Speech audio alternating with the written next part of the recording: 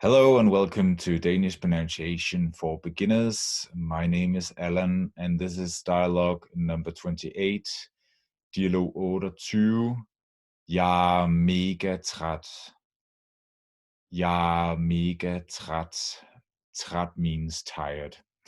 The pronunciation focus of this video is the letter combination EJ and EG. EJ and EG. They are generally pronounced as a diphthong, the diphthong I.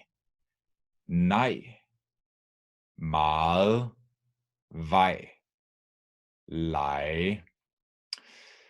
Det er aften. Mikkel og Jeppe har set en film. Jeg går i seng nu. Jeg går i seng nu. Nå. Klokken er kun 10. Klokken er kun 10. Er du syg? Er du syg? Syg means ill. Nej. Jeg er bare så træt. Nej, jeg er bare så træt.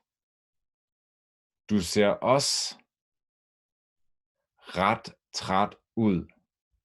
Du ser også ret træt ud. Bliver du op?